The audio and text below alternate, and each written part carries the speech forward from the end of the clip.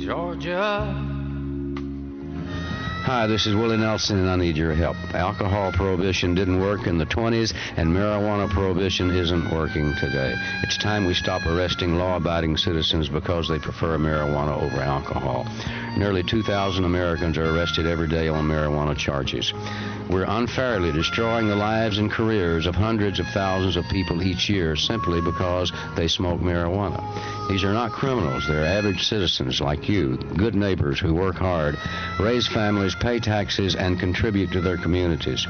We need your help to end marijuana prohibition once and for all. It's the fair thing to do.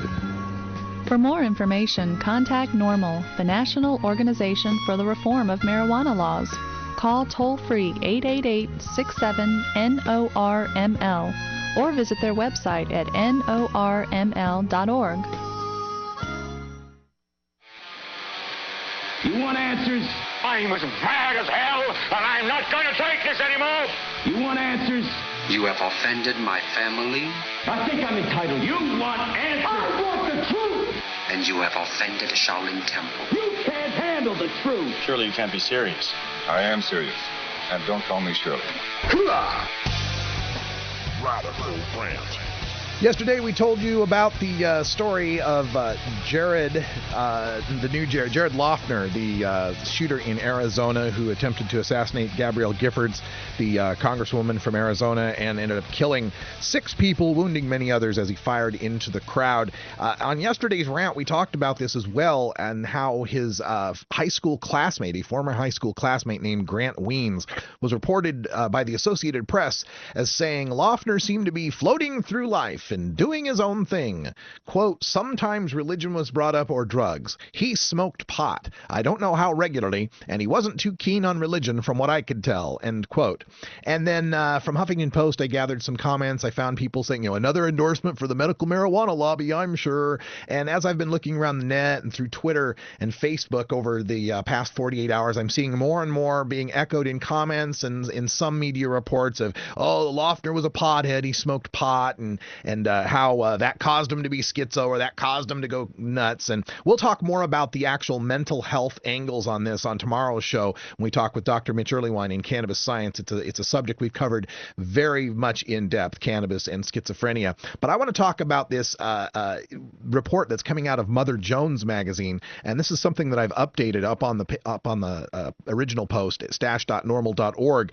But this is from an interview, an exclusive interview given by a young man whose last name is Tierney, who was also a friend of Jared Loughner, who's seen him since high school, seen him recently, and who actually got a voicemail from him on the day of the shooting that morning. It was just a short, like, hey, bro, wish I could have talked to you or whatever, but, it was very, very short message. But, of course, he'd had contact with him prior to that, and this is the quote from Mother Jones magazine. In October 2008, Tierney was living in Phoenix, and Loughner came to visit. They went to see a Mars Volta concert with friends, and Tierney was surprised when Loughner said he had quit partying completely. Loughner, according to Tierney, said, quote, I'm going to lead a more healthy lifestyle, not smoke cigarettes or pot anymore, and I'm going to start working out, end quote.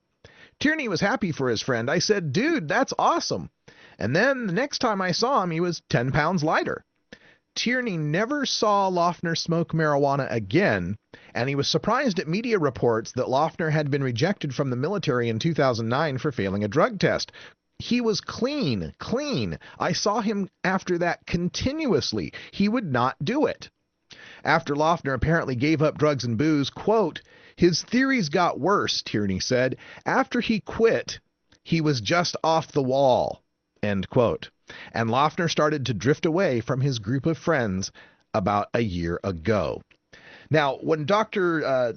Mitch Earlywine and I talk about this all the time, we talk about how it's kind of a chicken and egg conundrum when we talk about the correlation between schizophrenics and cannabis use, a very specious correlation that's made because it's kind of a chicken and egg problem. You can't tell whether the use of cannabis exacerbates the mental illness or whether people who are feeling the onset of mental illness start to use cannabis to self-medicate.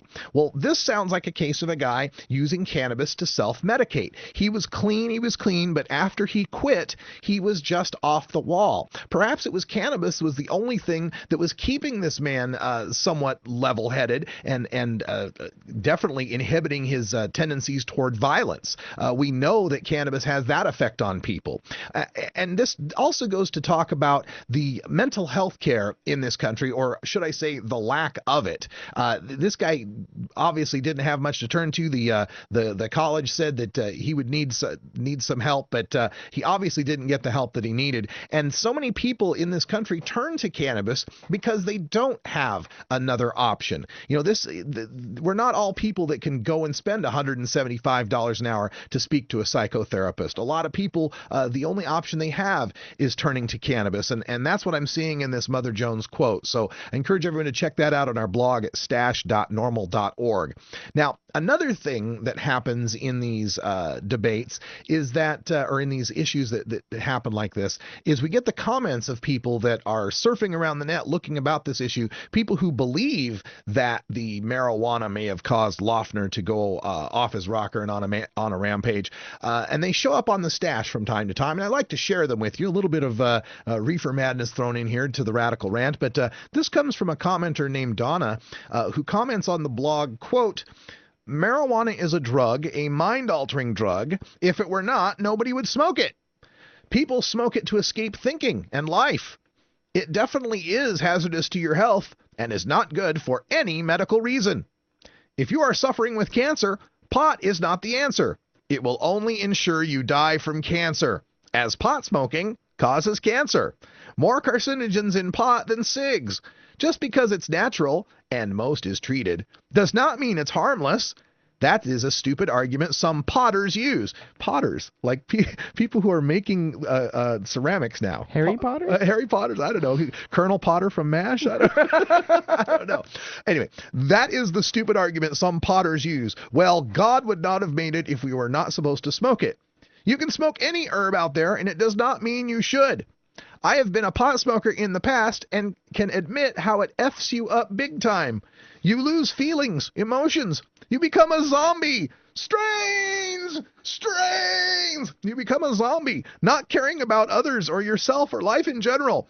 And when you quit, as I have done, it is amazing how much you come to enjoy life and yourself and your abilities. Every heavy pot smoker I know has a serious anger and attitude issue. They have no pride in how they look. They have no motivation. They are slobs and lazy and just plain boring. And yes, it does cause outbursts. Liar! Wow. I know, this is the kind of stuff I get in the email, and it's so exciting. So I actually wrote back to Donna. Did you? Yeah, she left her email address. It's actually, I think it's might not be linked up in the blog, but I had it, so I emailed. I emailed back to her.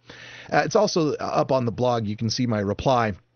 But basically, I said, "Wow, Donna, you packed a lot of reefer madness into one paragraph." Yeah. Now, of course, you know, we all know that there's plenty of good medical reasons for the use of cannabis. We know that, yes, cannabis smoke has carcinogens in it.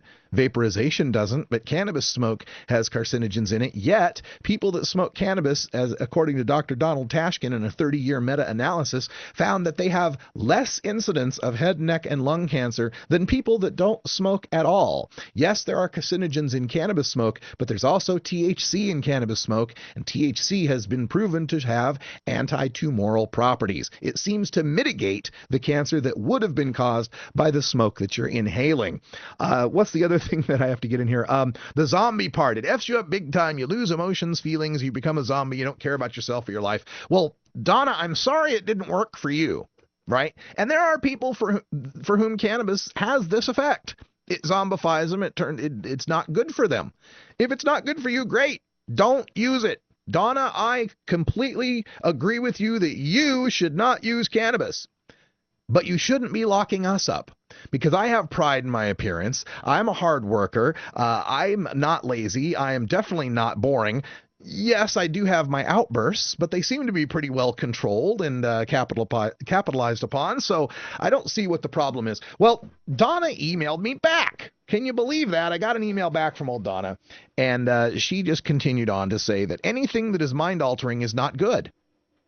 Anything that is mind-altering is not good. You know, Ambien, all sorts of benzodiazepines, antidepressants. I guess those aren't good either. Compare one joint smoke to one glass of alcohol. You will be more mentally and physically impaired from the joint. Okay. Why are people looking for an escape is the real question. What are they running from? Why can't they deal with life on its own terms? Because I got kidney failure? Yeah, yeah. God created us. He does not want us to alter ourselves mentally, as we will not be able to fulfill the plan He has for our lives. If you're looking to relax and escape anxiety and fear, look to God, not drugs. And these drugs find their way into children's hands. Or do you promote children smoking pot as well? Whatever pot does or doesn't do, once again, it alters you, impairs you, and you are less than what you could be. Whew. Wow. Yeah, that's the kind of stuff I get. It's a lot of fun. Yeah, all right. Well, we'll save the rest of that for another time. Thanks for joining us here at Normal Show Live. I'm Radical Russ for Ganja John and Cannabis Carrie from Rolla G Studios here in beautiful Potland, Oregon. Thanks for joining us. And until next time, take care of each other, tokers.